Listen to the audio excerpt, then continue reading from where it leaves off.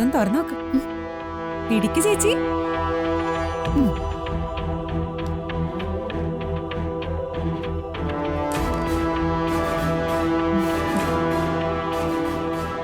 ഇതെന്താ ഇപ്പൊ പ്രത്യേകിച്ച്? ചേച്ചിക്ക് ഡ്രസ് എടുത്തു തരാൻ പ്രത്യേകിച്ച് വല്ലതും വേണോ? അല്ല, എന്നാലും എനിക്കൊന്ന് എടുക്കണമെന്ന് തോന്നി, ഞാൻ എടുത്തു. നമ്മുടെ അച്ഛൻ പറയുന്ന വെറുതെ അല്ല. സ്നേഹമുള്ളവർക്ക് വേണ്ടി എന്തെങ്കിലും വാങ്ങുമ്പോ കിട്ടുന്നൊരു സന്തോഷം അത് ചെറുതൊന്നുമല്ല. സ്നേഹമുള്ളവർക്ക് വേണ്ടി എന്തെങ്കിലും വാങ്ങുമ്പോ സന്തോഷം കിട്ടും പ്രിയങ്കെ. പക്ഷേ ഈ സ്നേഹത്തിൽ എന്തോ പന്തികേടുണ്ടല്ലോ. നിനക്ക് രാധയെ കൊണ്ട് എന്തെങ്കിലും കാര്യം സാധിക്കാനുണ്ടോ? അതെന്താ മുത്തശ്ശി അങ്ങനെ ചോദിച്ചാ? എനിക്കങ്ങനെ തോന്നി. ചില ആളുകൾ ഒരു പ്രവൃത്തി ചെയ്യുമ്പോ വ്യക്തമായ ഉദ്ദേശമില്ലാതെ ചെയ്യില്ലല്ലോ. മോളെ രാധികെ, നീ ഇപ്പോ നിന്റെ അനുജത്തിയെ ശ്രദ്ധിക്കാറുണ്ടോ? അവളിപ്പോ നിന്നോട് കാണിക്കുന്ന സ്നേഹത്തിന് കുറച്ചളവ് കൂടുതലല്ലേ? അയ്യോ, അങ്ങനെയൊന്നുമില്ല മുത്തശ്ശി.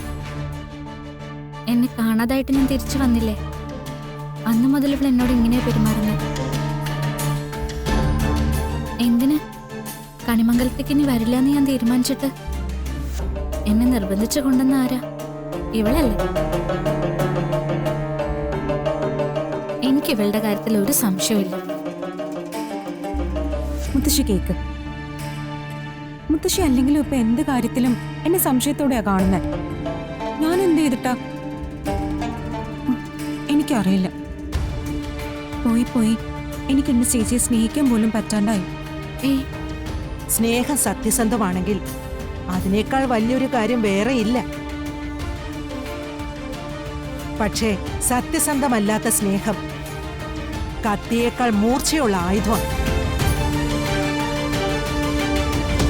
മോളെ രാധികെ, നീ വന്ന് ചായ കുടിക്കാൻ നോക്ക്.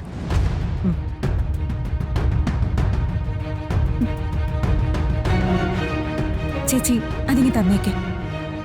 എന്താ? അല്ല, ഞാനെന്തോ കാര്യസാധനത്തിന് വേണ്ടി തന്നോന്നല്ലേ മുത്തശ്ശി പറഞ്ഞത്. അങ്ങനെ തോന്നണ്ട, ഞാനത് തിരിച്ചു വാങ്ങിച്ചോളാം. പിന്നെ കുഴപ്പമില്ലല്ലോ. മുത്തശ്ശി പറയുന്ന കേട്ട് നീ ഇങ്ങനെ വിഷമിക്കൊന്നും വേണ്ട. അല്ല, എന്റെ ഭാഗത്തുനിന്ന് അങ്ങനെ ചില പ്രശ്നങ്ങൾ ഉണ്ടായിട്ടുണ്ടല്ലോ. മുത്തശ്ശി അത് മനസ്സിൽ വെച്ച് പറഞ്ഞതായിരിക്കും. അത് നീ വിട്ടുകള. എന്തായാലും താങ്ക്സ് ഉണ്ട് കേട്ടോ. ചേച്ചിനോട് താങ്ക്സ് ഒന്നും പറയണ്ട. അച്ഛൻ പറയുന്ന പോലെ ഇടയ്ക്ക് എന്നെ ഒന്ന് ഉപദേശിച്ച് എന്റെ കൂടെ നിന്ന് എന്നെ രക്ഷിച്ചാ മതി. അതെന്റെ ചുമതലയല്ലേ? നിനക്കൊന്നും വരാതെ ഞാൻ നോക്കിക്കോളാം. എനിക്ക് ചേച്ചിയുടെ ഈ വാക്ക് മതി. എന്നാ ചേച്ചി ചെന്നോ.